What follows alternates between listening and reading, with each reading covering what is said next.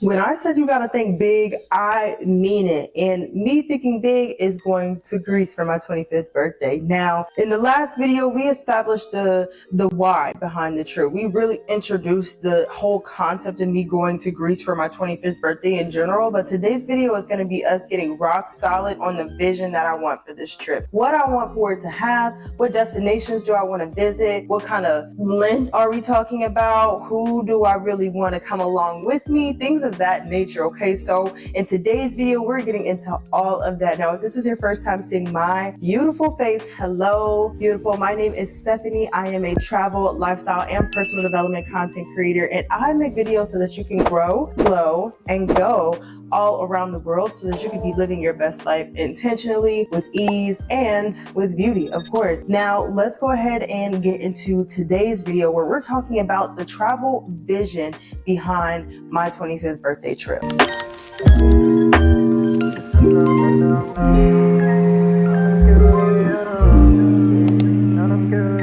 So this is a part of the trip where the planning really starts to become real. All the visions that I've had of this trip starts to become a reality in one singular form and fashion. Now in the last video, I showed you a Pinterest board. So we're gonna elaborate a little bit on that here as far as, you know, what that Pinterest board really is and what it means. But at the end of the day, this is the part of the trip, or this is the part of the planning process of the trip that I really start to get a little bit more granular of what I want out of this experience. Now, if you're not familiar with the terms that we're using and everything of that nature, I am actually using your ultimate global getaway guide, which your global getaway guide is a travel product, digital product in my Stan store. And this is going to be helping me plan the entire trip from start to finish. And it includes literally everything, such as your travel vision, your travel budget, your packing, once you get there, how you handle destination challenges, such as languages, such as accommodations, transportation. Literally, it covers everything. So that's exactly what we're using when it comes to planning this trip in this series. So if you're following along the series and you're getting a little bit confused, that's really what it is. Today, we're going to be going over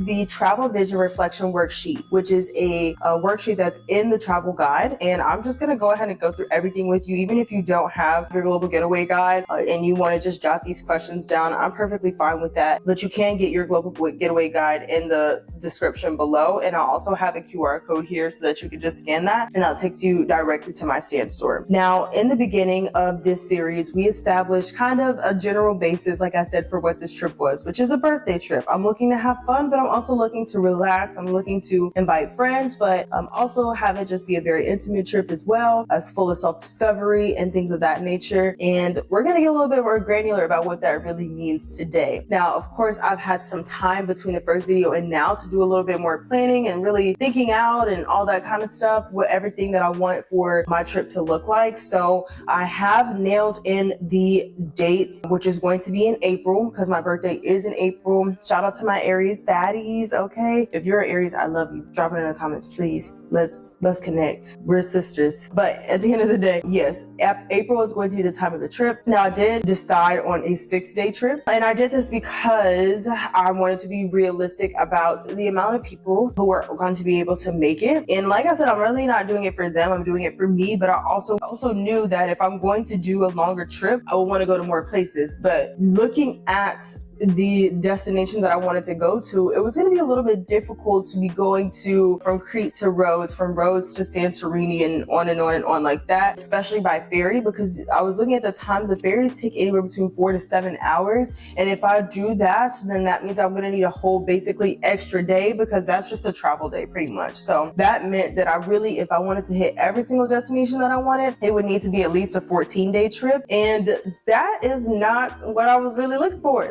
So I was like, okay, we're going to cut out 2 destinations and see from there how can we go ahead and get that figured out. So I did go ahead and nail down our destinations. So I'm really looking at this trip. I'm looking for a mix of everything. I'm looking for a mix of exploration and cultural exploration, especially doing some cultural deep dives into ancient Greece and how that has set out the foundation for who we are as a society today, as a as a people, like as a collective. And I really think that ancient Greece really set the foundation for that, from philosophers to parables to theater even. I'm a huge theater nerd, and so I know a lot of that originated in ancient Greece and sports with the Olympics. So there's so much culture and history in Greece, and that is really one of the main reasons I want to visit, because I know there is so much there. And also it's very beautiful as well. I mean, of course it's very beautiful, so it has a lot of opportunities for relaxation as well, which is what I want for my trip too. So I want it to be a nice mix. Now,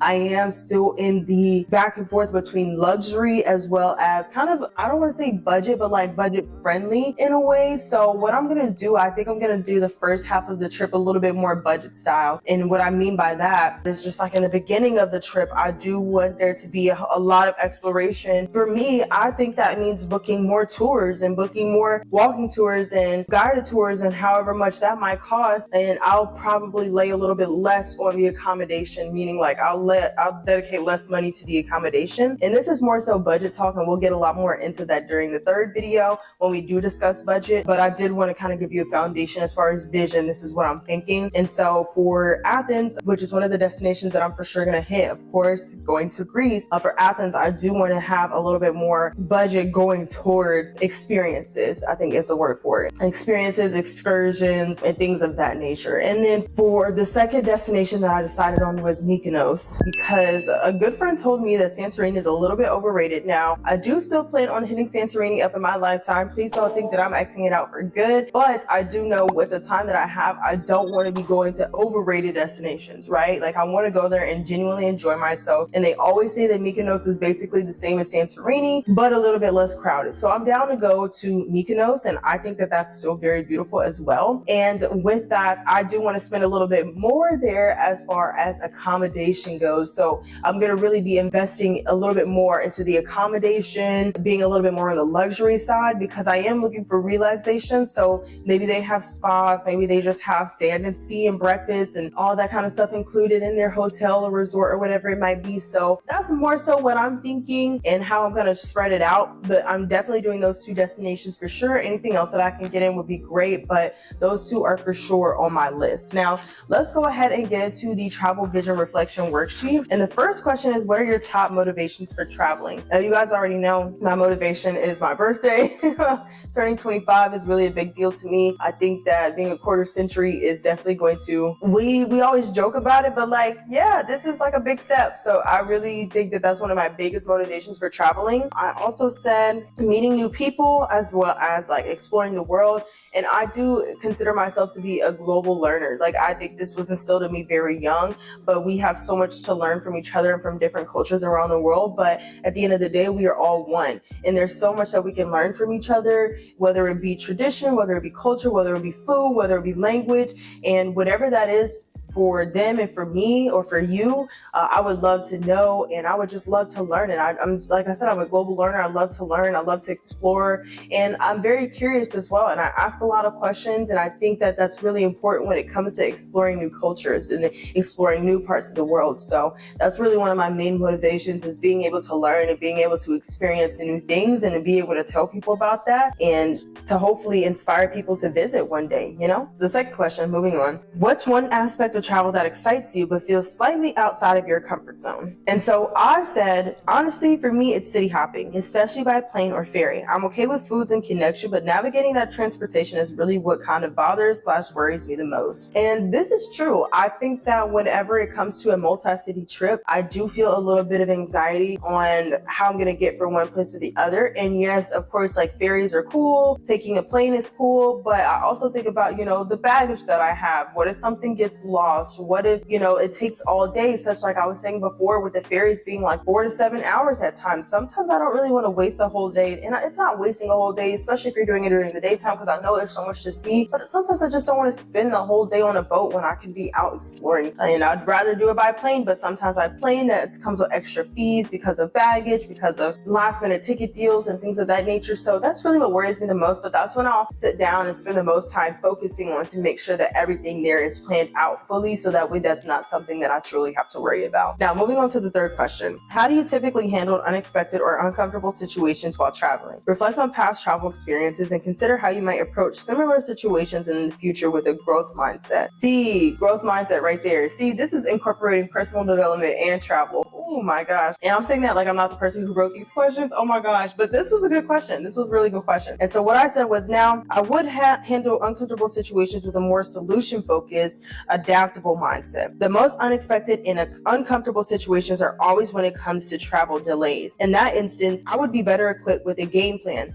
Carry on with 2 to 3 days worth of clothes, 2 to 3 hotels / Airbnbs in mind in case of cancellations, especially if laying over in a different city, and an emergency fund. Also, non-perishable snacks and a water bottle. Super important. Now, this is something that I've started to do a little bit more often as far as in my carry-on. I'm always packing extra underwear, extra pair of clothes, just because you literally never know, especially when you're traveling outside of the US. You literally just never know. And flights get canceled all the time. I literally, when I was studying abroad, when I was back in high school, we had a flight that was supposed to go, I was studying abroad in Australia. We were supposed to go from Sydney, Australia to Los Angeles, California, and then from Los Angeles, California to Raleigh, North Carolina. Now that was going to be a very long travel day, but our flight from Sydney to LA got canceled. And so now we're sitting here kind of panicking because it's like, baby, how we finna get home? Now, luckily, my mom, she works with the airline, so she was able to get us connected to another flight and rebook us on a United flight that was going to go from Sydney, I believe, to San Francisco, and from San Francisco to Raleigh. So either way, we made it home. But if I had not had those connections or those resources, we kind of probably would have been stuck in Sydney maybe for a couple of extra days until Delta was able to rebook us on a different flight. But think about it. All those people who were on that flight to go from Sydney to LA had to be rebooked over the next couple of days. So who knows how long it would have taken us to get out of there. Now, if that happens to you on a layover, right? Because this was a layover for us. We went from Perth to Sydney. So this was technically a layover. We would have had to really figure out what hotel are we going to stay in for the next couple of days. Are we sleeping at the airport? Heck no, I'm not sleeping at the airport. Also, clothes. What am I going to do about clothes? What am I going to do about underwear, snacks, and things of that nature? Non-perishable snacks especially. So like granola bars, crackers, whatever that might be for you. I don't know your diet is, but whatever that might be for you, and always bring a water bottle. And so I always say like a water bottle like this that doesn't necessarily have a straw, but you can like collapse it, because this has a different water bottle as well, or a different top as well. And they also have those compactable water bottles now that are good for hikes and things of that nature. But you can use that while traveling because it compacts down and you can put it in your book bag, but then when you fill it back up, it expands. And so I'll have one of those in my Amazon storefront. So if you're curious as to what I'm referring to, it'll be there. But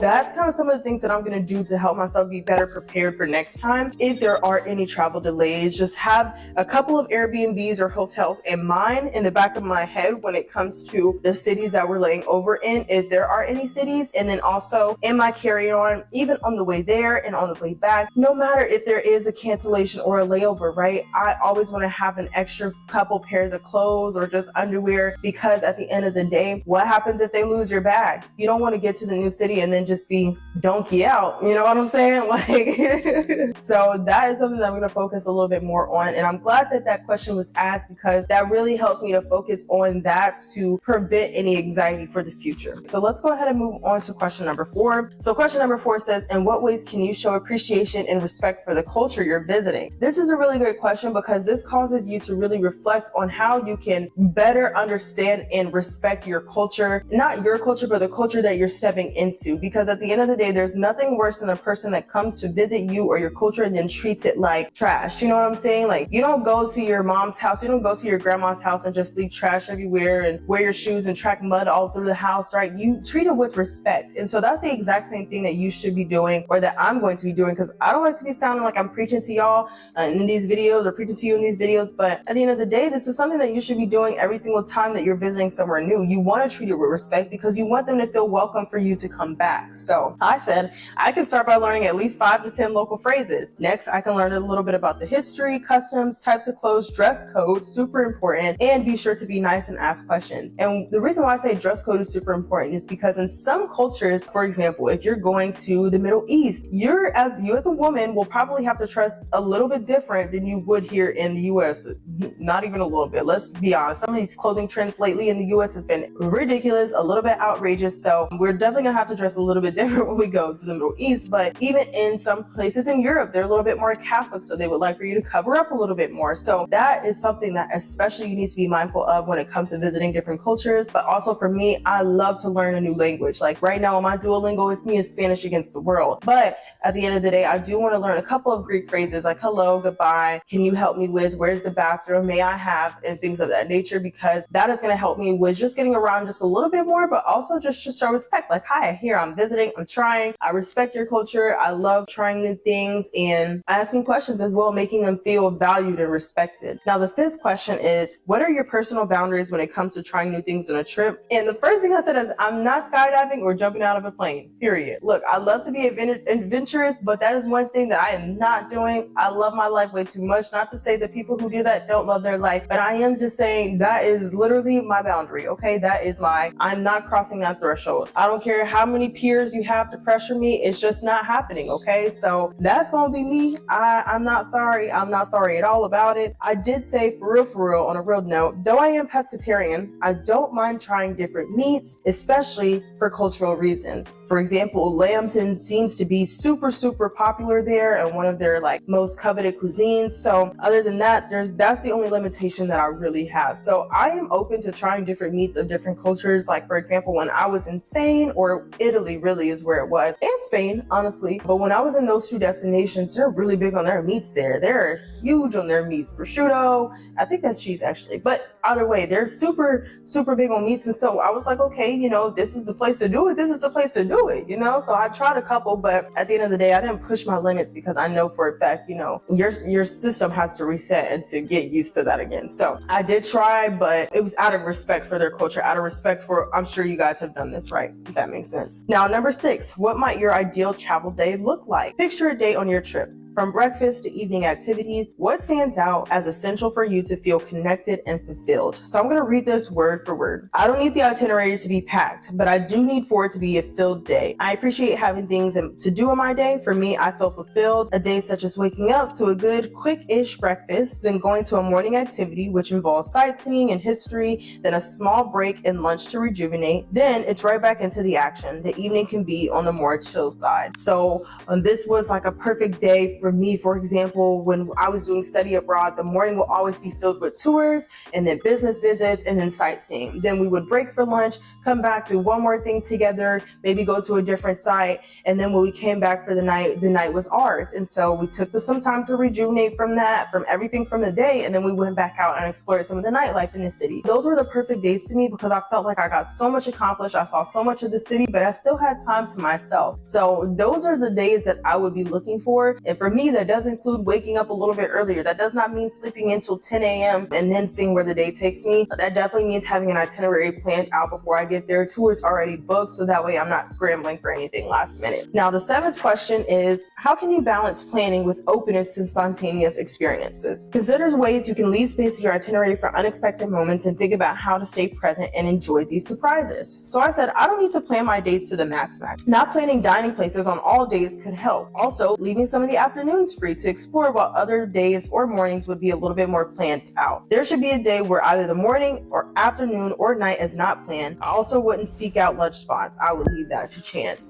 And so that allows me and my group flexibility. And let's say like on one day, the morning is not planned, but the afternoon and the evening is. The next day, the afternoon is not planned, but the morning and the night is. So that leaves us flexibility to kind of do whatever during our days and during our trips. Also, that allows us to be able to explore new things things throughout the way. Like if I had a lunch spot that was planned all the way near the hotel, but I'm not near the hotel and it's lunchtime, I'm not going to be pressed to go back to the hotel to get that lunch spot, right? Like it's okay. There's tons of different places to go to. And I don't want to be so strict and focused on it has to be this place. This place was on TikTok, because at the end of the day, there's so much more. Like it's like everything is at the end of the day, like they probably are all going to taste the same, you know, and you probably will learn a lot more from the little mom and pop shop than you would from the place that's been booming on TikTok and getting TikTok business, right? I would rather support the local mom and pop because their food is probably better anyway. I would do that as far as going ahead and leaving up room for open and spontaneous experiences. Now, next question. It says, what are a few key values or principles you want to honor while traveling? For me,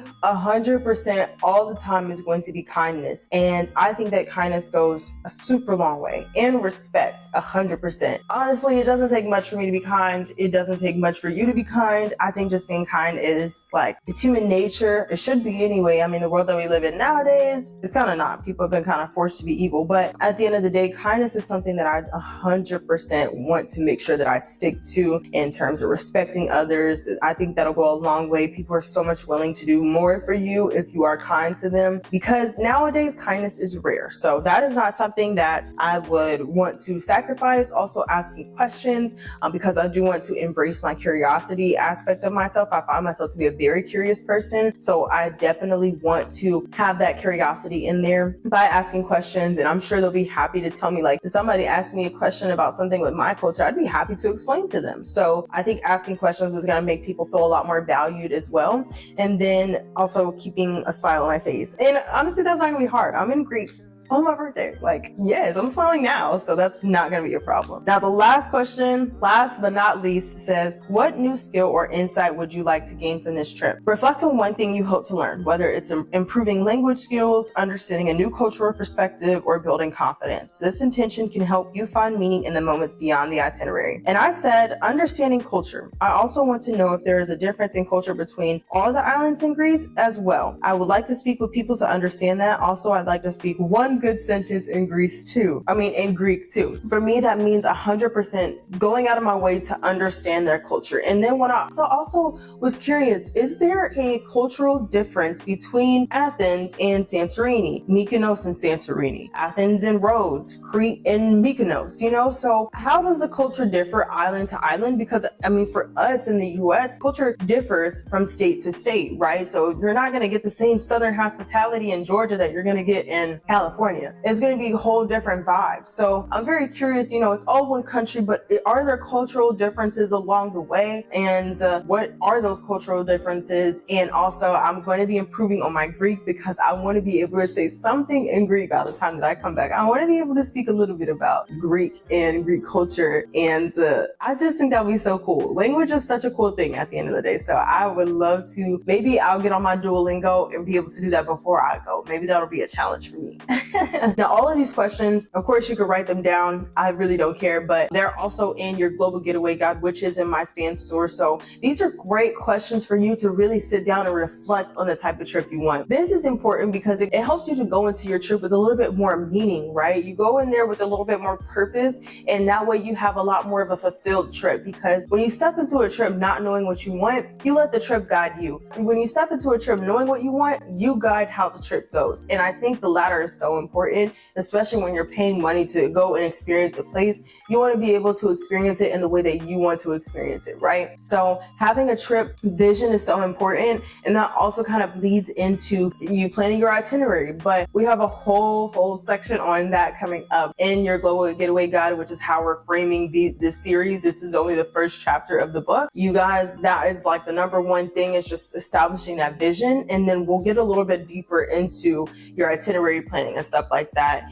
a little bit later on. Now, as far as the Pinterest board goes, I don't have any new additions that I know of just yet, but to break it down a little bit more, that was just me kind of visualizing what I wanted my outfits to look like, kind of like the suitcase inspo, the pictures inspo, because I do want my pictures to go crazy, okay? Of course, every girl wants pictures. Ain't nothing wrong with that. Don't hate on the player, hate the game, okay? So I definitely want some cute pictures, and so I have some picture inspo on what I want that to look like too. And then shopping.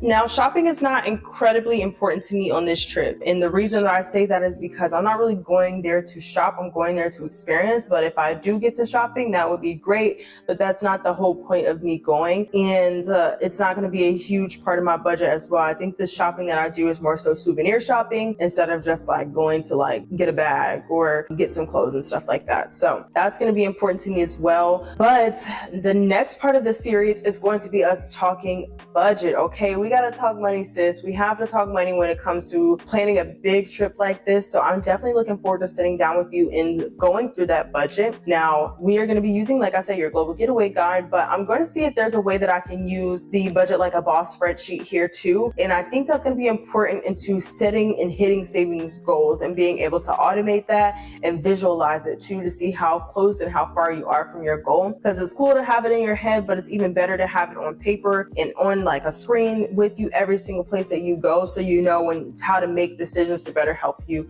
to hit your financial goals. Now, I hope you really enjoyed this video. I know we went through these questions in the Travel Vision Reflection Worksheet. I printed it out so that I could write it down, but you can also just download it. If you download it to your device, you should be able to take it to a Canva link template and then print that out as well, or make a copy of it and be able to edit it in there. So with that said, I do appreciate you so much for watching, and let me know what are some things that you are hoping to experience through me, or maybe you're planning a trip to Greece as well. What are some things that you're planning to experience as well? And also, I would like to know from you about the destinations that I've decided on, which is Athens and Mykonos. What are your thoughts? Are there any other destinations that you feel like I should be considering? Because like I said, I've never been to Greece before. I'm super open right now. Nothing is booked and finalized just yet, so I'm still open to suggestions and ideas. So I hope you enjoyed this video. Please let me know down below in the comments, and that is where we get to chatting. But like I said, if you enjoyed this video, please do me a favor and hit that like button, because that's going to suggest to the algorithm that this is a good video for others to watch as well. And if you really enjoyed this video, do me a favor and hit that red button down below to subscribe to my channel, because we are on the road to 600 subs. I'm super excited and I cannot wait to hit that milestone. But other than that, sis, I love you so much. Thank you so much for watching, and I will see you